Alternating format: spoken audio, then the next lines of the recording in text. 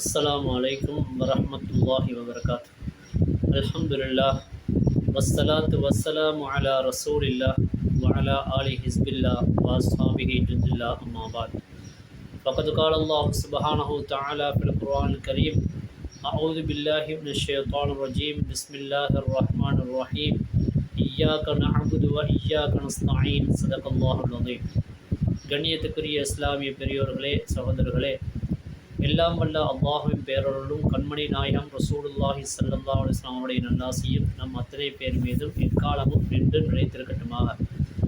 கண்ணியத்துக்குரியவர்களை நாம் தொடர்ந்து பேசி வருகிறோம்.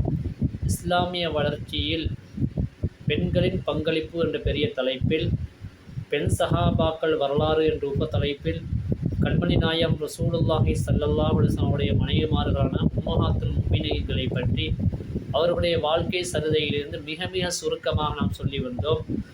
நேற்றுடைய தினத்துடன் ஹதரத் சையதுனா உம்மு சல்மா ரலியல்லாஹு தஆலா அன்ஹா அவருடைய வரலாறை மிக சுருக்கமாக சொல்லி முடித்திருந்தோம்.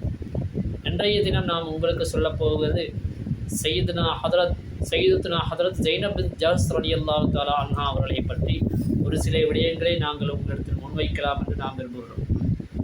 சங்கைக்குரியவர்களே, குறைஷி வம்சத்தில் ஹதரத் என்று சொல்லக்கூடிய கோத்திரத்தில் உமைமா என்று சொல்லக்கூடியவர்களுக்கு மகளாக ஜைனப் பின் ஜஹ்ஷ் ரலியல்லாஹு தஆலா அன்ஹா அவர்கள் பிறக்கிறார்கள். இவர்களுக்கு உம்முல் ஹக்கம் என்ற ஒரு புனைப்பெயரும் உண்டு. இவர்கள் இந்த மேன்மையான குடும்பத்தில், அதாவது உயர்வுக்குரிய குறைஷி வம்சத்தில் இவர்கள் பிறந்தாலும் இவர்கள் நபிகள் நாயகம் ஸல்லல்லாஹு அலைஹி வஸல்லம் அவர்களுடைய குடும்பத்தில் சொந்தக்காரர்களாக ஆகிறார்கள். எப்படி என்று சொன்னால், நபிகள் நாயகம் ஸல்லல்லாஹு அலைஹி வஸல்லம் தகப்பனார் தான் அப்துல் முத்தலிப் அவர்கள். அப்துல் முத்தலிப் அவருடைய மகள் தான் உமைமா என்று சொல்லக்கூடியவர்கள். அவர்களுக்கு மகளாகத்தான் ஜைனப் பின் ஜஹ்ஷ் ரலியல்லாஹு தஆலா அன்ஹா அவர்கள் பிறக்கிறார்கள். இவர்கள் இஸ்லாத்துடைய ஆரம்ப காலத்தில் இஸ்லாத்தை ஏற்றுக்கொண்டு விட்டார்கள். நபிகள் நாயகம் ஸல்லல்லாஹு அலைஹி வஸல்லம் அவர்களை திருமணம் முடிப்பதற்கு முன்னால் நபிகள் நாயகம் ஸல்லல்லாஹு அலைஹி வஸல்லம் அவர்களுக்கு பணிவிடை செய்து கொண்டிருந்த அடிமைத்தனமாக இருந்த ஸைத் பின் ஹாரிஸா ரலியல்லாஹு தஆலா அன்ஹு அவர்களைத்தான் ஜைனப் பின் ஜஹ்ஷ் ரலியல்லாஹு தஆலா அன்ஹா அவர்கள் திருமணம் முடித்திருந்தார்கள். இதன் மூலம் இஸ்லாம் சொல்லித்தருவது என்னன்னு சொன்னால், இஸ்லாம் ஒரு சமத்துவ மார்க்கம், சமாதானமான சமத்துவ மார்க்கம். யாரையும் பாகுபாடின்றி அவர் உயர்ந்தவர் இவர் தாழ்ந்தவர் என்று இல்லாமல், ஜைனப் பின் ஹாரிஸா ரலியல்லாஹு தஆலா அன்ஹு அவர்கள் அடிமைத்தனத்தில் இருந்தாலும் குறைஷி வம்சத்தில், அதாவது உயர்ந்த கோத்திரமான குறைஷி வம்சத்தில் ஹதரத் என்ற கிளையிலே பிறந்த ஜைனப் பின் ஜஹ்ஷ் ரலியல்லாஹு தஆலா அன்ஹா அவர்களை நபிகள் நாயகம் ஸல்லல்லாஹு அலைஹி வஸல்லம் அவருடைய அபிப்பிராயத்தோடு தான் அவர்கள் இருவரும் திருமணம் முடித்து கொண்டார்கள். ஆரம்பத்தில் இவர்கள் திருமணம் முடித்தது சில காலம்தான் இவருடைய திருமண காலம் நீடித்து வந்தது. ஆனால் காலம் செல்ல செல்ல அவர்களுக்கு இடையிலே பல தடங்கல்கள், பல பிரச்சனைகள் உருவாக ஆரம்பித்தது.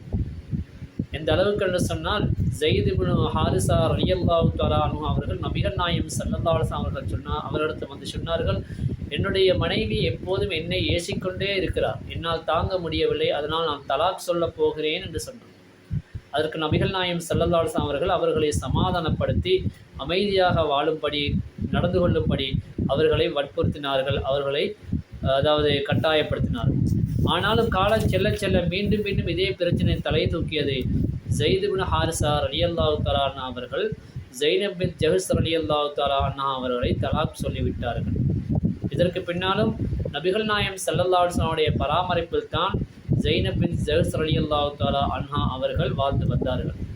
இப்படி இருக்கின்ற காலகட்டத்தில் தான் நபிகள் நாயகம் ஸல்லல்லாஹு அலைஹி வஸல்லம் அவர்கள் ஸைத் பின் ஹாரிஸா ரலியல்லாஹு தஆலா அன்ஹு அவர்களை அழைத்து அவர்களிடத்திலே சொல்லி அனுப்புகிறார்கள், ஜைனப் பின் ஜஹ்ஷ் ரலியல்லாஹு தஆலா அவர்களை தான் திருமணம் முடிக்க விரும்புவதாக சொல்லி அனுப்புகிறார்கள். இந்த விடயத்தை ஜைனப் பின் ஜஹ்ஷ் ரலியல்லாஹு தஆலா அன்ஹாவிடத்தில் ஸைத் பின் ஹாரிஸா ரலியல்லாஹு தஆலா அவர்கள் தான் சொல்ல வேண்டும் என்று அவர்கள் கட்டளை பிறப்பித்து அனுப்புகிறார்கள். அவர்களும் ஜைனப் பின் ஜஹ்ஷ் ரலியல்லாஹு தஆலா அன்ஹா அவருடைய வீட்டுக்கு செல்கிறார்கள். அப்படி போகின்ற நேரத்திலே அங்கே வீட்டிலே ஜைனப் பின் ஜஹ்ஷ் ரலியல்லாஹு தஆலா அன்ஹா அவர்கள் ரொட்டி சுடுவதற்காக மாவு உடைத்து கொண்டிருந்தார்கள். அதை பார்த்துவிட்டு ஸைத் ரலியல்லாஹு தஆலா அன்ஹு அவர்கள் தன்னுடைய முகத்தை திருப்பிக் கொள்கிறார்கள். பிறகு ரசூல் ஸல்லல்லாஹு அலைஹி வஸல்லம் அவர்கள் சொன்ன செய்தியையும் அவரிடத்தில் சொல்கிறார்கள். நபிகள் நாயகம் ஸல்லல்லாஹு அலைஹி வஸல்லம் அவர்கள் யாருடைய அனுமதியுமின்றி யாருடைய உத்தரவுமின்றி நேராக ஜைனப் ரலியல்லாஹு அன்ஹா அவருடைய வீட்டுக்குள்ளே நுழைந்தார்கள். அதிகாலையுடைய நேரத்தில் வெயில் ஏறி வந்ததும், அதிகாலை நேரம் முடிந்து வெயில் ஏறி வருகின்ற நேரத்தில் வலீமா விருந்து நடைபெறுகிறது. இதில் அன்சாரி பெண்கள் ஹதரத் உம்மு சலீம் என்று சொல்லக்கூடிய, அதாவது அனஸ் ரலியல்லாஹு அன்ஹு அவருடைய தாயார் அவர்கள் மலீதா ரலியல்லாஹு அன்ஹா அவர்கள் செய்தி அனுப்பியிருந்தார்கள். இந்த விருந்தில், வலீமா விருந்தில் சுமார் 300 மனிதர்கள் கலந்து கொண்டார்கள். 300 மக்கள் கலந்து கொள்கிறார்கள். 10 மனிதர்களாய் வீட்டுக்குள்ளே வலீமா விருந்து சாப்பிட்டு செல்கிறார்கள். அவர்களுக்கு ரொட்டியும் அந்த ரொட்டிக்கு தேவையான சால்னாம் அவர்களுக்கு வைக்கப்பட்டிருந்தது. ஜைனப் ரலியல்லாஹு தஆலா அன்ஹா அவர்கள் மணப்பெண் கோலத்தில் இருந்து கொண்டு வீட்டிலே இருந்தாலும் அவர்கள் சுவரின் பக்கமாக திரும்பி இருந்தார்கள். அந்த நேரத்தில் தான் அவர்களுக்கு பர்தாவுடைய அந்த கட்டளை, குர்ஆனுடைய வசனம் இறங்கியது. அதற்கு பின்னால் ஜைனப் பின் ஜவ்ஸ் ரலியல்லாஹு தஆலா அவர்கள் தன்னுடைய வீட்டுக்கு முன்னால் நிலைவாசலிலே ஒரு பர்தாவை, ஒரு கேர்டன் மாய் தொங்க விட ஆரம்பித்தார்கள். அது தொங்கிட்டு இருந்தது. இது எப்பொழுது நடந்ததுன்னு சொன்னால் ஹிஜ்ரி 5வது வருடம் துல்கஅதா மாதம் இந்த விடயம் நடைபெற்றது.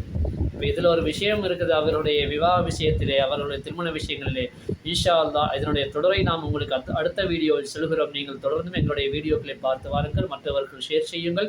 உங்களுக்கு பிடித்திருந்தால் லைக் சப்ஸ்கிரைப் பண்ணிக்கொண்டு எங்களுக்காக துஆ செய்யுங்கள். அஸ்ஸலாமு அலைக்கும் வரஹ்மத்துல்லாஹி வபரகாத்துஹு.